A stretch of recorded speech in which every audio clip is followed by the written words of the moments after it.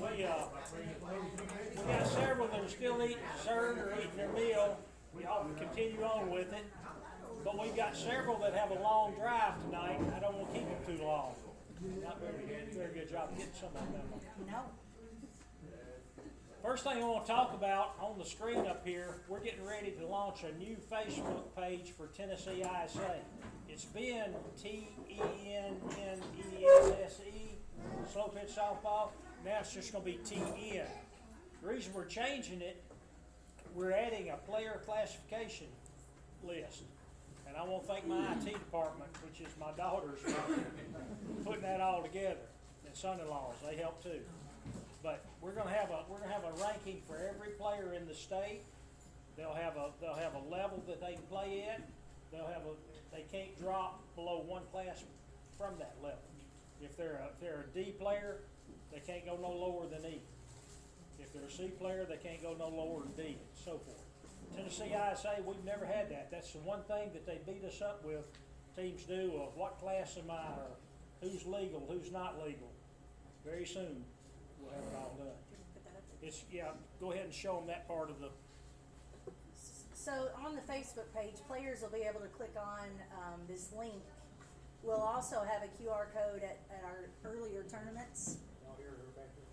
We'll have a QR code at the earlier tournaments and stuff so they can scan the QR code. It literally will take like 2 minutes on your phone or your laptop or whatever. When they click on the link on Facebook or scan the QR code, either one, it'll take them to a form like this.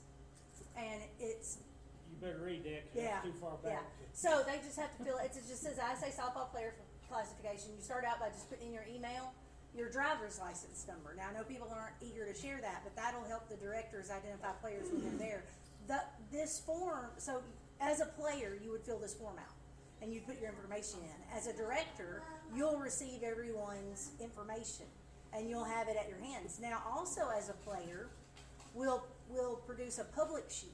So like if Greg Davenport's building a E-class team, he can go to the information sheet and find everybody in the state of Tennessee that can play E. And he'll know that. Now, things like the driver's license won't be put on that form. Only the directors will see driver's license numbers. So, and we'll make sure to explain that to players that they're not nervous about handing out that kind of information. But so the driver's license number will just help with ID. That won't be on that public form for everyone to look at. Then they fill out their name, including nicknames. I know that in tournaments past, there's been, I'm Matt Smith, that's Matthew Smith, whatever, the driver's license number will take care of that. Birth date, what city, what state, and then a brief player history, who you've played with mostly the last 3 years. Then how many years have you played slow pitch softball? Then that's where the rank comes in. And at the national meeting, they decided on these divisions. Now, it won't be that way for tournaments. Like, you'll still just have a D class in the tournament. Be rank E, D, and C, and open. But you might be classified as a D plus player. There's not a D plus division, but you could be a D plus player. And those are explained there too. It says rec. Rec would be invitational only. ISA has to invite you to play there. Now, obviously you can rank yourself rec. I can say, look, I hadn't played in 10 years. I'm a rec ball player. But then the director has to say, yes, I know Karen hasn't been playing ball. She is rec. We got a mixed bag of people here. We've got a few directors, several umpires, and several players, and several that haven't played in several years. But Mark, you could have your roster filled out on this, and all your players have new signs. That is true. Yeah, that is true. So you've got all your classes You're the only one. And you choose what you think you are. Then the directors end up with a form that it's basically just an Excel spreadsheet, and it's got all the players' names, it's got their birth dates, it's got their ranking. ISA directors then will get together and decide on those ranks. They'll look through what people filled out, because I might say I'm rec, and he'll go, no, she is not. She's been playing with, Any of those gene shop players put down their rec, I'll fix that. They won't do that. So, but the only person that can change it is a director. It won't be individual tournament directors either. It'll be a state director, that changes that. It won't be. They'll give us enough information if we don't know them that we can track them and see where they've been playing and where they need to be. And then once they're in there, they're froze at that level. And the only way that'll change is be through an appeal. We hadn't worked all the details out on appeals yet, We just gotta get the system in place. All the other associations have got one, we've never had it, they're fixing to. Now, That's gonna country work Speaking fixing of to. other associations, so if it's just say they're ranked different in WSL, If they're in ours, that's all we'll go by. now it does say, they talked about this at the national meeting, they said some things here like, If we don't have them, open. we'll go to Yeah, that. open said if you play B or higher in any association, you'd be open, but that's really the only one. Like as far as rec or E, we wouldn't be looking at what WSL says you are. Once we establish their rank, we go by theirs. If we don't have them established, then we'll go to the highest they play with other associations. We will take into consideration age, injuries, things like that too. Yeah, you might have a really great ball player that had an awful car accident, broke his leg in 6 places. Well, Tyler over there on his scooter, he's gonna have to bump down a class.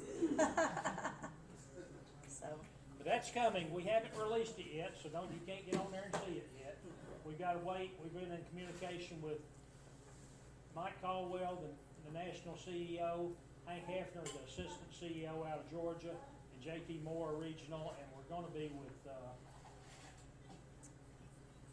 out of Maryland. I can't even think of his name right now. He doesn't do much down our way. You remember his name? Maryland? Last name Ernest Mike?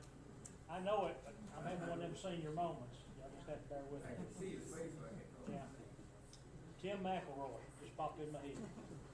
That's the way it works. I can't think of it, but after a while it'll come to me. Usually it's 3 hours later when I'm doing something else. But this is coming.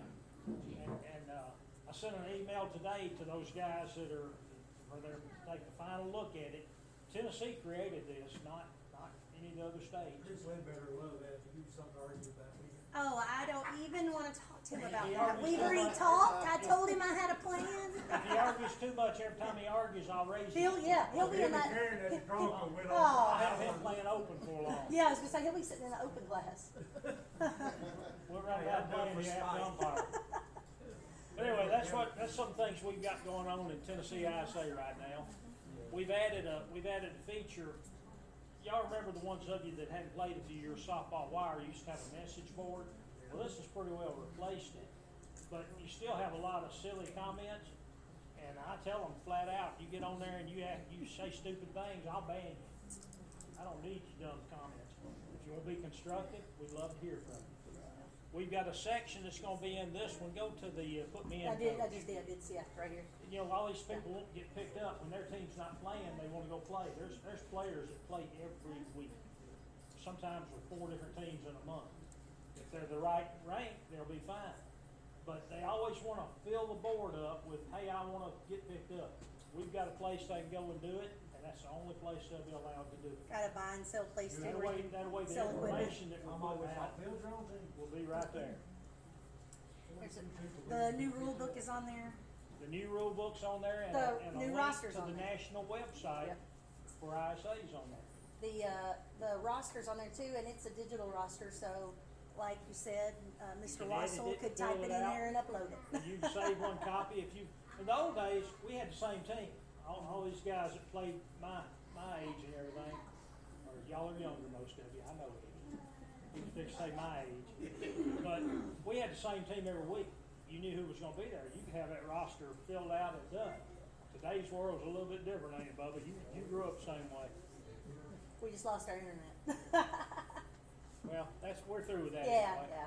We're through with that. I would have liked to have shown them the national website. If you haven't gone to the national website, it's Play ISA's, Play ISA Sports. yeah, and it's excellent. It's well built. But when we launch this, we'll put out notice on the old Facebook page for several months, and then once we get everybody signed up to the new one, the old one will go away.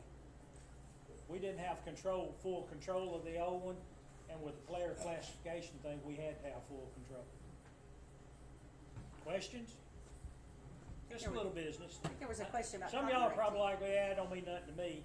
But you umpires, it'll mean something to you because it'll stop all that arguing over who belongs where. Are they legal or are they not? So I guess at this point, are we done posting on the old page? No, we're still gonna we'll dually post till we get everybody switched over.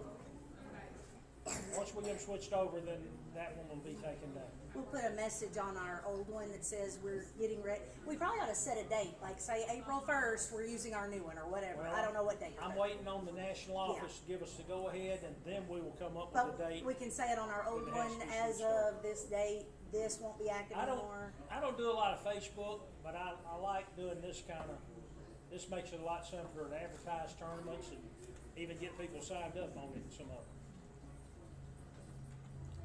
All right, Eddie, you may have to help me with dates. When did you start the Tennessee ISA Hall of Fame?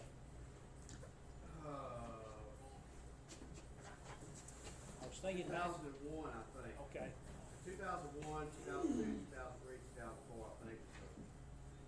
No, 2003 to 2006, they four inducted class. and then it went dormant for a long time.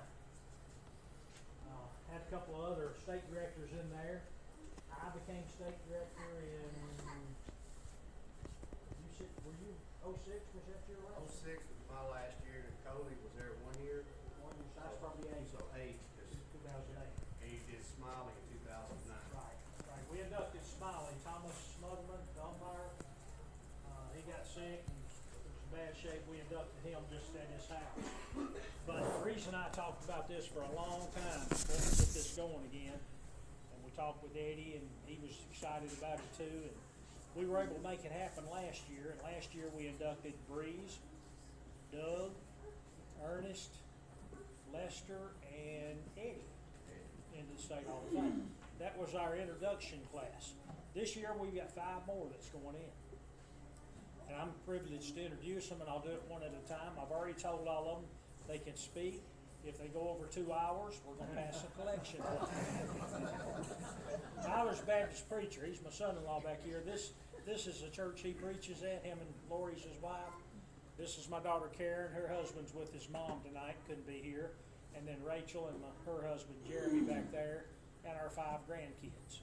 And then my wife Maria is, somewhere back there, making people fill out rosters apparently.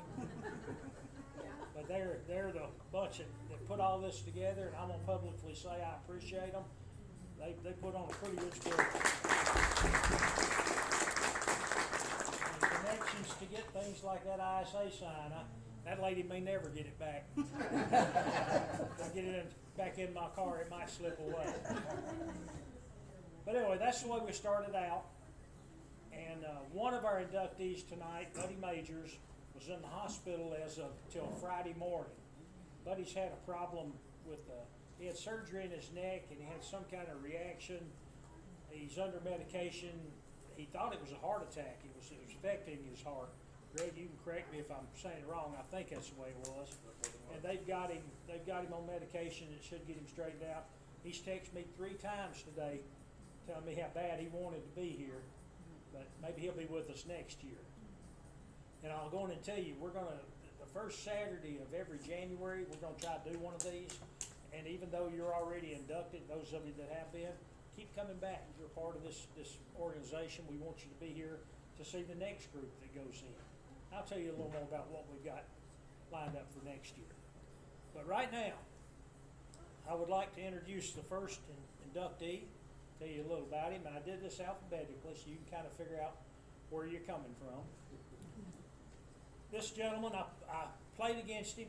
I wish I could tell you I beat him a lot, but I didn't. He had one of the best teams in the state of Tennessee. The team was called Gene Shop. His name is Greg Blackburn. Greg is the coach that if you ever played against him, you'll remember. Greg, give me that signature one time. What's that? On Shop. You can hear that all over the park. You knew there's a rally going on somewhere. Greg, come forward, please.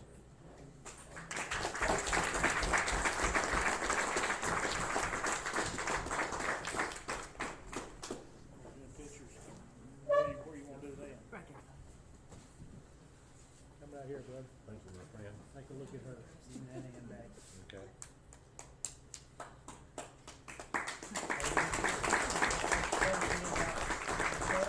I'm gonna hold you up here and let you talk about Buddy. Okay, okay.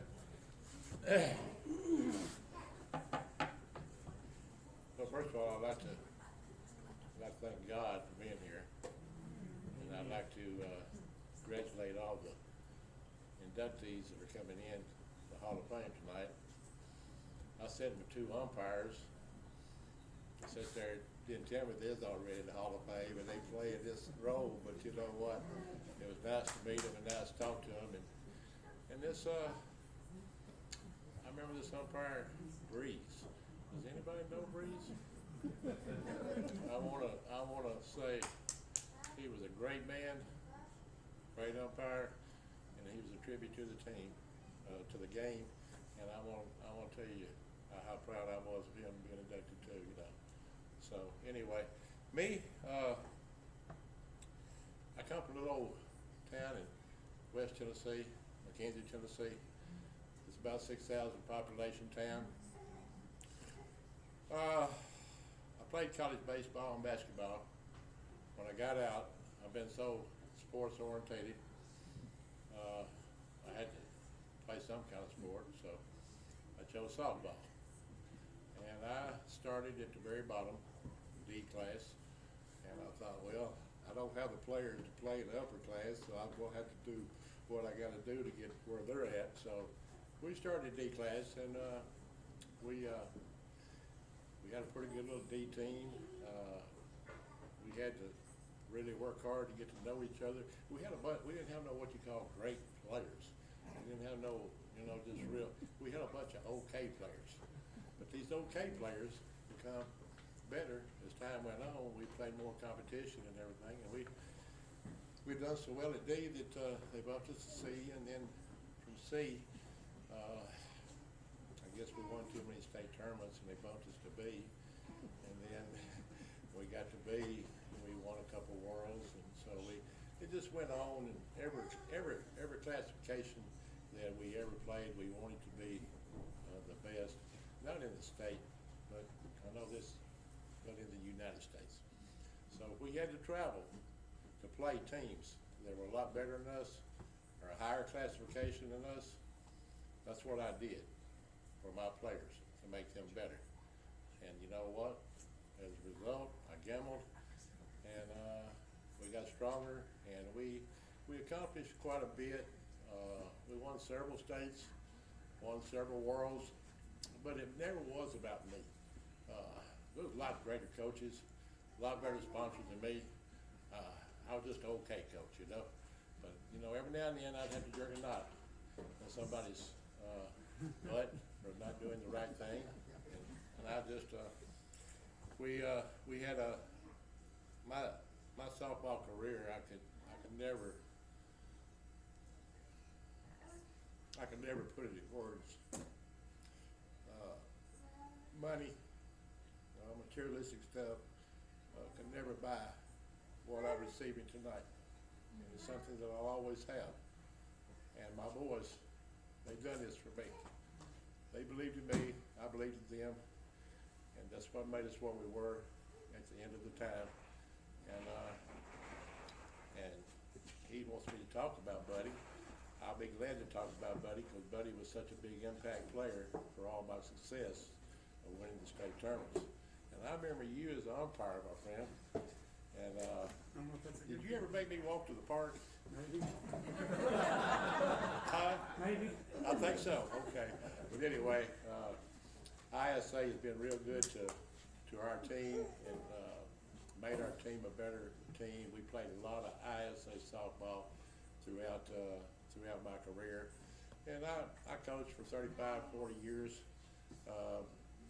I owe my mom, my dad, my wife, and especially good Lord, and I owe ISA softball for what has happened in my life, and as the things that we got to achieve. But my players now, I like the type of players that had the egos. I like the type of players that thought they couldn't be told nothing. I like to take them and make them what I need them to be, so they could be successful in softball. And they did, and we had a great relationship. And I could never, in 35, 40 years of my life, I could never think of any better times than what I had in slow pitch softball. I never could. And I remember them old Murfreesboro Merchants. okay? I remember all you guys and everything, and to be here, I had a little ceremony a couple of weeks ago, and CEO was over there, I asked him, I said, can I help you 1 minute? See, I lost my wife at 13, and I'm not around softball, not around softball players, not around softball period. So I have a tendency, when I do get a chance to talk, I talk a little bit too much because I love you people, whether you played for me, whether you're against me, or just whether, whatever. I love each and every one of you. Thank you for being here tonight. It's very much, so much of an honor. I don't know really in words what to say, but I've had a great run, and God was with me the whole time. And this award, like I said again, I'm receiving it for my players. My players was the ones that worked so hard to help us to achieve the state titles, the world titles, and everything, because and if you played for me and if losing was okay, you couldn't play for me. If losing was okay, you can't play for me, And, I guess I was pretty hard as a coach, but I demanded a lot and I expected a lot. I shouldn't say this, but I'm gonna go ahead and tell you this little thing, story. But I was at ISA coaches meeting one time, and come out. There was always 4 or 5 of us, teams, good players, good coaches, good sponsors. It was always just at each other's throat at every tournament. So I'm coming out of that coaches meeting, and one of the sponsors, the coaches, he says, Coach, why do your players think they're better than everybody else? I said, do what? I said, why do your players think they're better than everybody else? I said, I only got 2 words for you.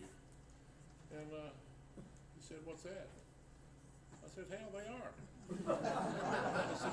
I said, when you beat me, then you could put the shoe on the other foot. But I said, so far they are. And I said, since you opened the door a little bit, but talking about my players being a little bit confident, I said, when you guys go to tournaments, I know what you want. You want to win. And I said, who don't? But I said, when I go to tournaments, I expect to win. And I said, you know what? If I lose to a good team that makes us better. It makes us a better team and a better camaraderie. And that was the difference. But tonight, Steve, what a great state director, and my man over here, what a great director he was back when I was coming up with ISA softball. ISA softball has been a great tribute to softball, to the young players to have a place to play, and I just I really enjoyed playing ISA softball, and I played 4 associations, but I liked ISA softball, not because you standing there, my friend, because it was the truth. That's what I loved most was ISA softball. So anyway, thank you for listening to me. Thank you for being here. I almost cried a while ago. I get emotional when I talk about the past and the players and everything, but I owe this award to all of my ball players, like I told you before. And my mom and dad, the money for the sponsorship, Mama passed it to my daddy. My daddy passed it back to my mama. And then when I moved on up into the upper division, there was a little more money. They passed it on to the son here. That's why the son's broke now, But I took it over and just kept going with it. And like I said, I want to start at the bottom, and my goal was to reach the top. And we did get to the super major tournament and lost in a championship game by 2 runs. And have nothing to be ashamed of. I'm still proud of my team and my players, and I can't just say enough about that. So tonight, in closing, I want you to know I'm very appreciative for each and every one of you. Umpires, players that played against me, players that played with me. I'm so thankful for each and every one of you. And for you good people to show up tonight, thank you so much. I want you to know, I appreciate every one of you. Like I said, it's never been about me. It's always been about my players, and if you did the little things right when you were playing for me, we always had a chance to win. But I was a fundamentalist fanatic. If you overthrew the cutoff man, or if you didn't run the bases right, or if you sitting up there and swing a bat at a ball, you know what? And we got 6 home runs, you gonna hit a solo? Are you kidding me? I started to find some of my ball players, you know, you gonna hit a solo, it's gonna cost you 50 to 100, you know? But anyway, we got through all those good times and hard times, so thank y'all very much for the award, and thank ISA for having me here, and I just, I'm so proud to get this award, but it's all for my kids and all my ball players that played for me, and I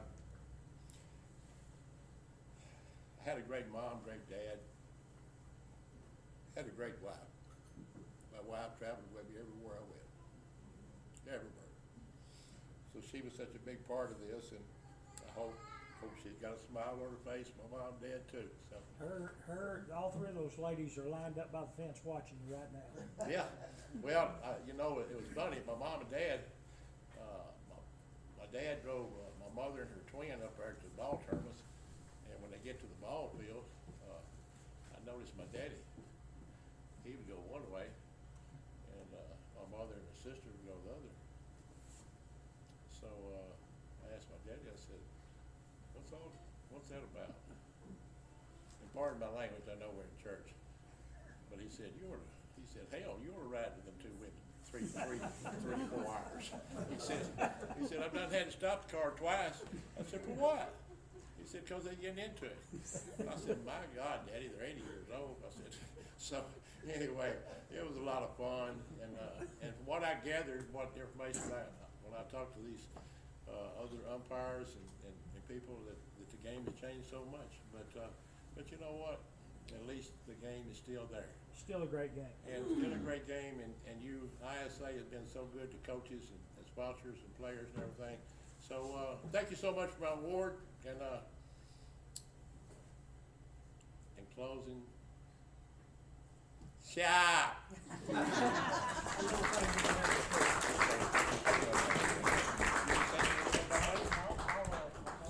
Okay, thank you so much. Thank y'all.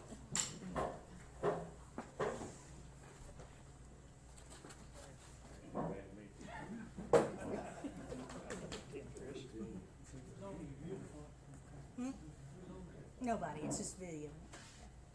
Just making sure it's still running. Posted online later. Are you? Video on.